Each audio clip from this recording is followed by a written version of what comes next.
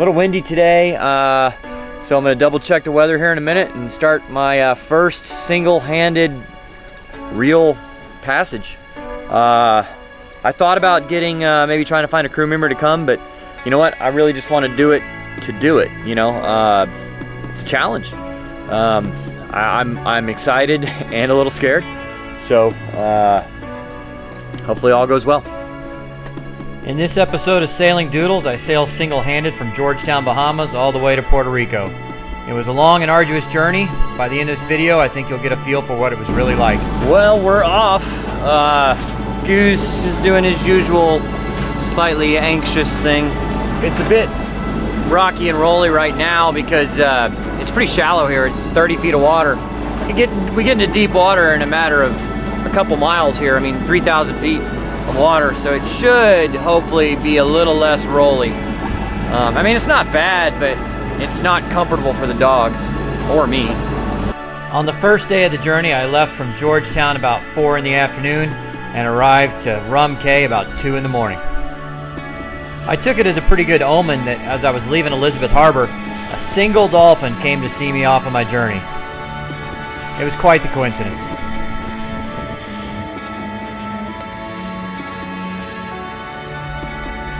It's always good practice to wear your life jacket and be jacked in when you're up working on the sails when you're sailing, but it's even more important when you're sailing single-handed.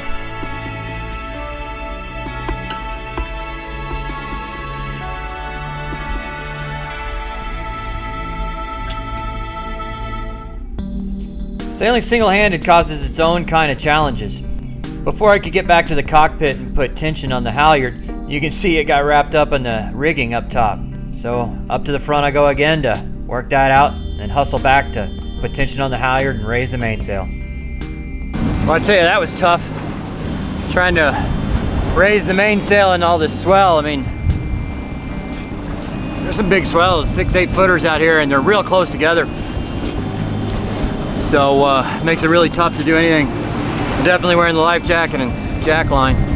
Anyway, I just reefed it at the first point, 17 knots of wind, so I don't really feel like getting heeling over too much. I only had time for about 3 or 4 hours of sleep that night, and then it was up before the sun and on my way to the next island. All right, about to get underway on day 2 of my solo sail to Puerto Rico.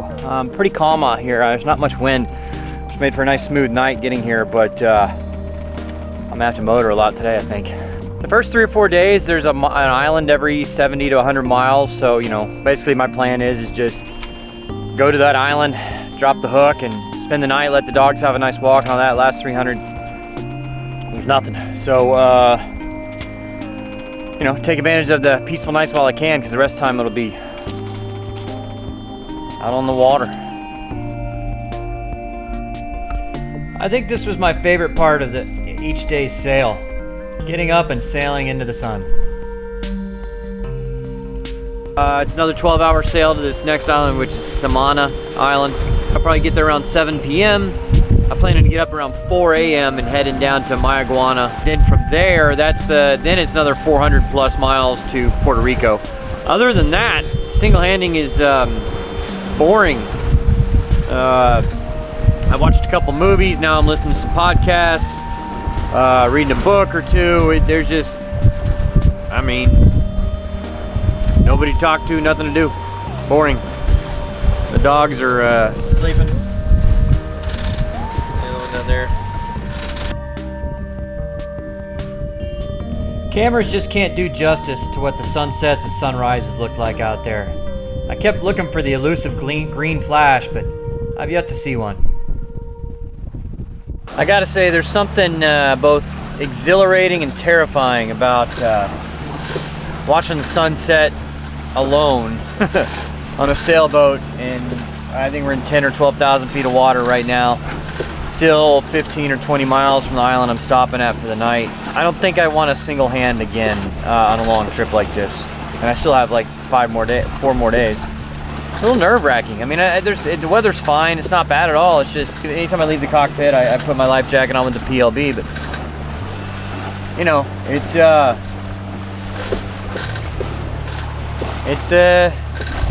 makes your mind think about things. But we got about a couple more hours here, and hopefully we'll be at anchor. Get some sleep, take the pups for a walk. Do the same thing again tomorrow. That's the last anchorage I get until Puerto Rico. This is the last leg that I was planning to make a stop at and get the dogs some shore time.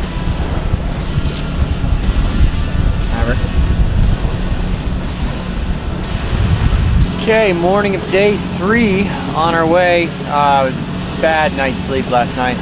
This anchor's really rolly. There's a better anchorage over the way, and there's 4 or 5 sailboats, but there's a lot of coral heads in the entry and all that, and I was there after dark. I didn't want to do it, so.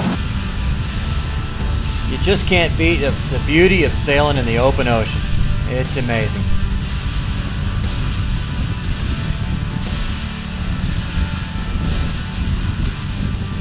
Well, I didn't have time to get the camera out, set it up, but I just reefed the sail another point. It's as much as I can reef the main, because it looks like there's a squall coming in, and I was just kind of hanging out, not paying attention. All of a sudden I look up, oop, I better get on it. So, I don't know.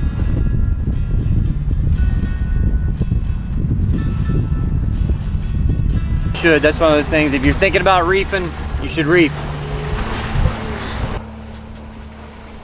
Goose definitely likes to cuddle, especially when we're sailing.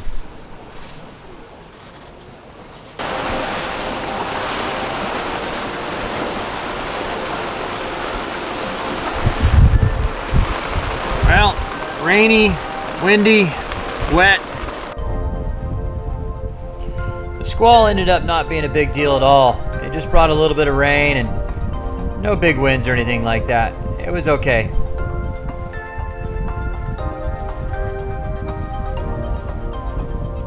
Double rainbow all the way. That was the first time I'd ever seen a rainbow quite like that. It was a pretty unique experience.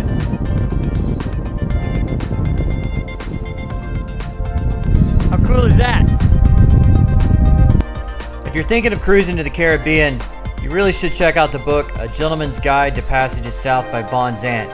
Tons of great information on how to get down there. Day 4, just decided to go to Dominican, almost straight south from Mayaguana, just because the winds are supposed to be out of the east for the next week basically, and there's no way I could have sailed directly to Puerto Rico.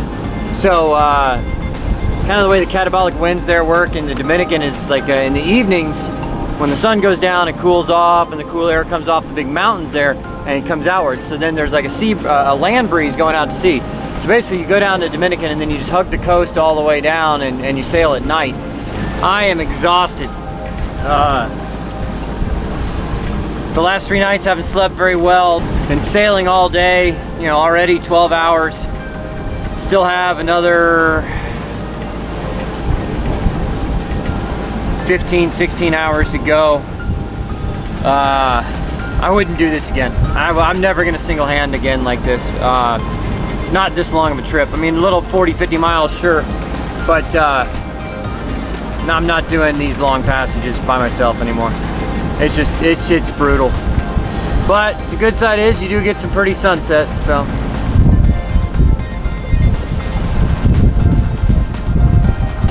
Considering the lack of sleep I've had, I'm gonna try and get a nap here. Cleared the way, it looks good. I'm still 100 miles from land, so. Oh yeah, turn the anchor light on.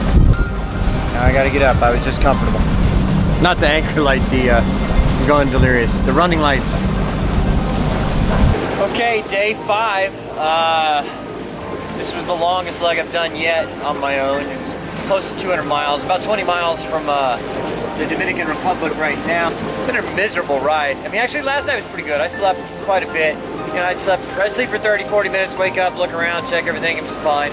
The seas are just, I mean, it's 5 footers mostly, and an occasional 8 footer, but they're so close together. There's so much spray. It got so wet last night. I slept right there next to Maverick and Goose. I won't do it again, but you know what? I'll be glad that I've done it.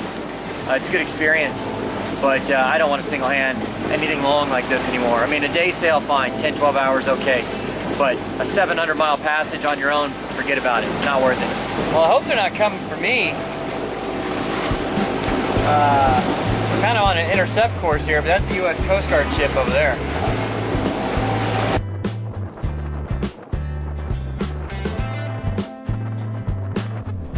It sure was a good feeling after 36 hours plus at sea to see land in the distance. It really is amazingly different from the Bahamas, all the elevation changes and greenery.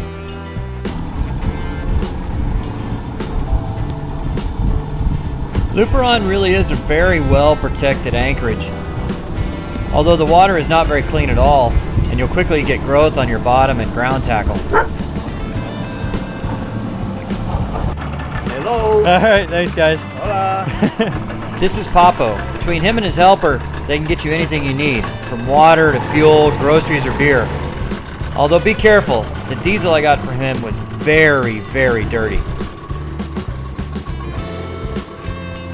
All right, here I am in Luperon. It's a lot busier harbor than I thought it would be. A lot of people here. It really would be a cool, I wish I could go ashore, but they want, I mean, it's minimum $150. I'm only gonna be here for a few hours, so it's really not worth my time to do that. And I got the dogs, they've started using the bathroom up here, which is nice. And they're gonna try and ask for bribes and tips. That's just the way they do it here in the Dominican. But they were doing like a Cruisers versus Dominicans baseball game today. I wish I could have participated in that. It would have been a lot of fun. But so I have a little time here in Luperon. I decided to make a sundown conch horn. It's pretty much a tradition down here. I didn't know about it till I got here. Until people started doing it. But basically, as soon as the sun sets right, the last little bit of sun goes over the horizon, you blow a conch horn. So the first thing you do is you got to cut the tip off at about the right width that would be a good mouthpiece.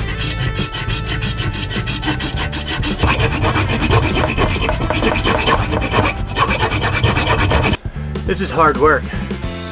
I might be a little sweatier than the last time you saw me.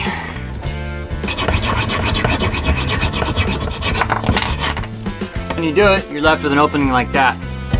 I'm a little worried I might have cut that too big. I might should have gone a little further to the smaller side of that, but you know, we'll give it a shot. So what you do now is, see this stuff right here, you get a drill, or actually a Dremel tool would be better. I don't have one, I'm gonna use a drill. And you drill this stuff out to it's nice and smooth. And if there is a close-up of it,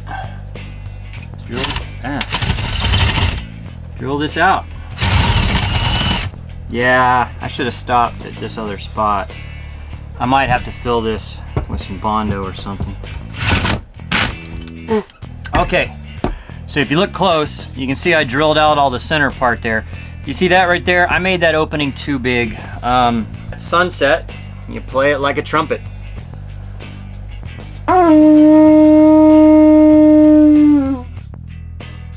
Well, I was just visited by the Dominican Navy. Well, if I say visited, I mean they were on somebody else's dinghy from another boat, and two guys dressed in, well, one guy was wearing fatigues. Anyway, they wanted to see my immigration papers and all that, and my clearance and all that. I said, well, I'm not going ashore. I don't need all that stuff. I said, well, you know, and whatever. So if I'm not going ashore, I don't need to do that. I said, okay, well, I tell you what. They said this. They said, if you take care of us, then I won't even say anything to immigration. You were never here. So, nice little tip, and I'll be on my way in a little while. I wasn't planning on leaving until after dark, but the representative from the Dominican Navy told me I had to leave by 5 p.m. So, off I went. You can see here from these tacking maneuvers just how physically challenging it can be single-handed. You definitely need to be able-bodied to do this.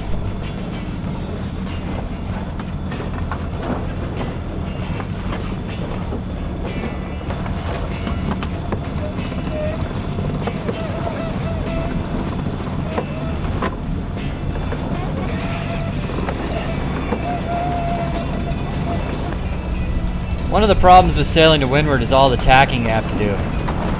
Seems like you have to sail 2 miles just to go 1 mile in the direction you want to go.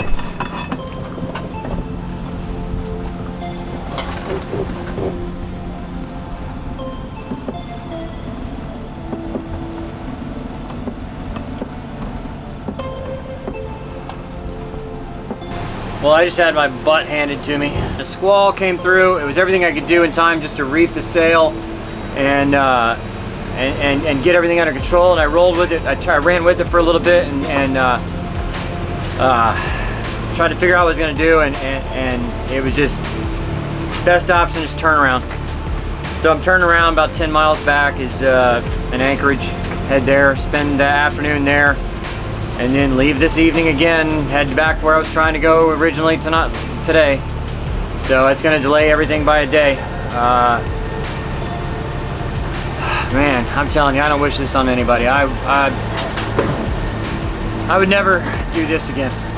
Not single-handed. No thanks.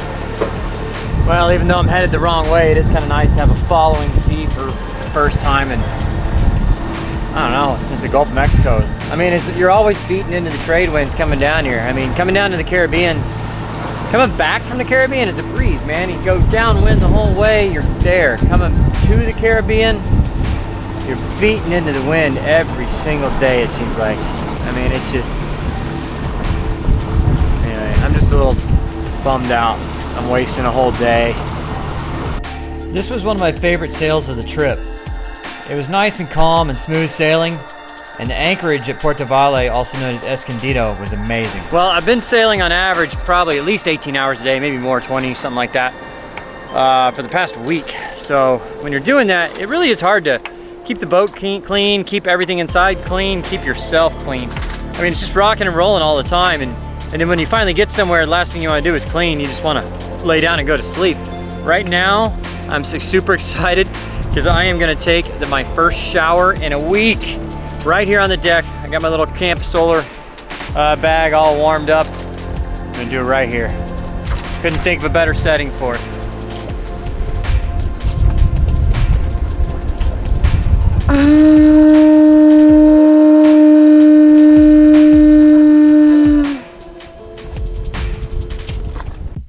Well, I guess it's fitting that following my favorite sail should be my last and least favorite sail. This is known as the Mona Passage. It can be pretty tough. Well, this isn't much fun. Getting about 7 in the morning on our way to Puerto Rico. As the crow flies, it's only about 90 miles to go, but you got to tack and all that. We were planning to go and then, you know, sail through the night over during the day and get there tomorrow. But boy, this weather is unforecast and kicking our butt. Sorry about the poor audio, but my microphone broke. Holy crap, this is not fun. We're still 9 miles from the anchorage. There's just no anchorages in Dominican. There's not many. So you're few and far between. So when it started getting bad, I looked for the closest one. There it is. I briefed the main all the way down. I ended up taking down the head sail. Actually, I took down the main first, and then I was like, it's too much. So I took down the head sail. But then we're doing like 2 knots on the motor in this crap. So I put the main back up, just fully reefed. Now we're doing like 4 knots, 4.5 knots. It's 9 miles to the anchorage. So this sucks. It was pretty scary there for a while.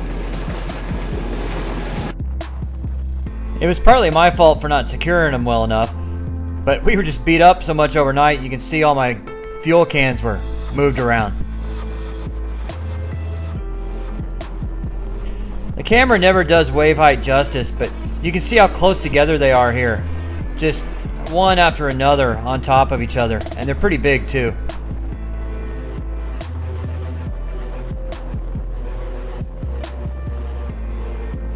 You can see here the winds were sustained 27 to 28 knots and definitely getting over 30 at times.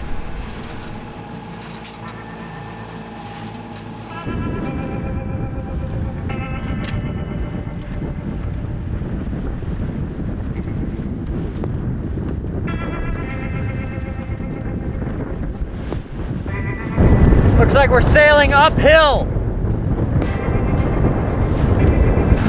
Well, I just tried to get into Punta Macan. It's not happening.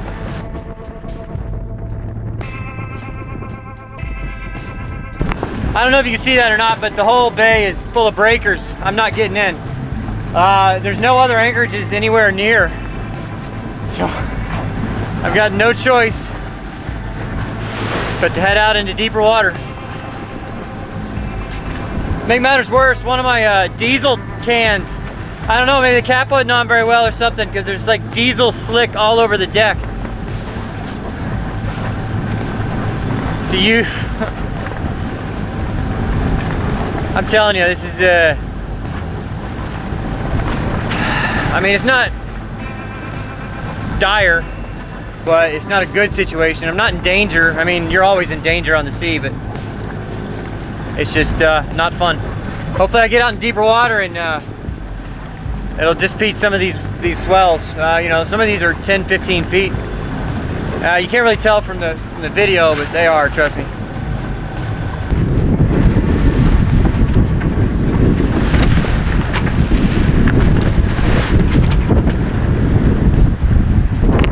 I think I should go close that hatch. Probably a good idea. Camera doesn't do it justice, but the average is 8 to 10. Some 15s in there for sure. Maybe bigger, I don't know. At least 15. This tanker over there is probably like, what the heck is that sailboat doing? I don't know what I'm doing.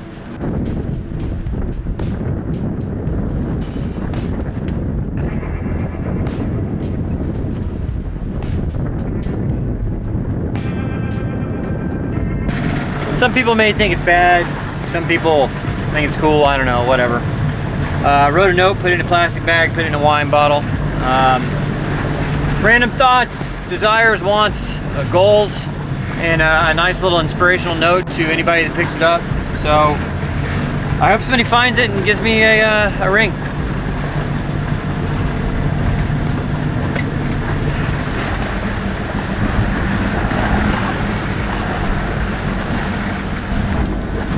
Well, that might have been one of the most difficult things I've ever had to do physically.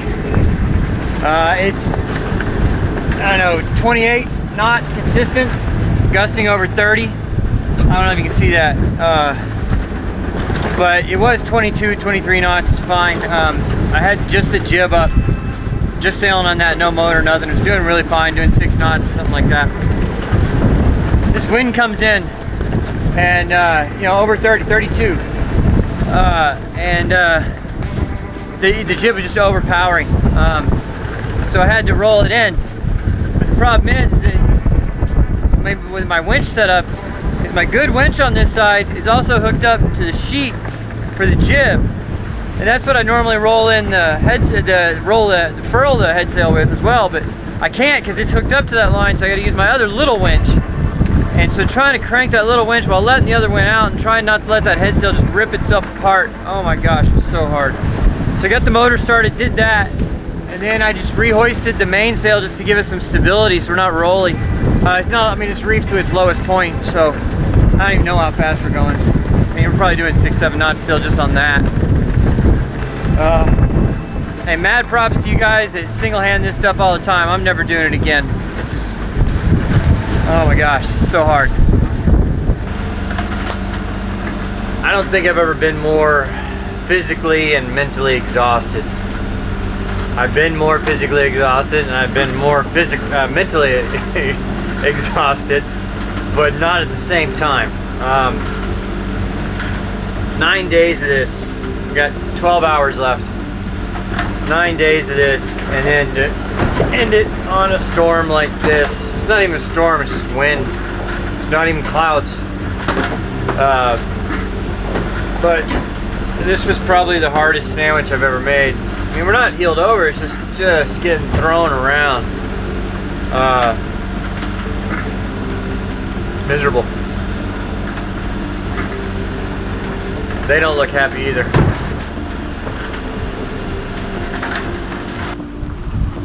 I can't tell you how excited I am to see this.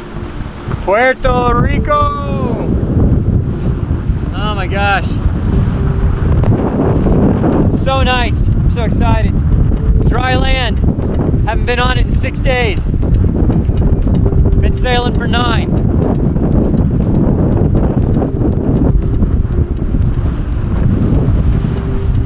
Well, it was a long journey and one that gave me a great sense of accomplishment, but I definitely won't be doing it again anytime soon. Okay guys, just wanted to make a quick announcement. So I just want to let you know that Megan, I know a lot of you guys love her and all that. She's great. I like her too.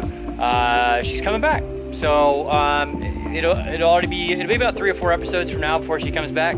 But I'll be seeing her this coming weekend, and then she'll be coming back to Puerto Rico, and we'll keep on sailing with her. So I know a lot of you guys are gonna be happy about that. And also, if you want a chance to come down and hang out with us on the boat, it's never been easier than it is now.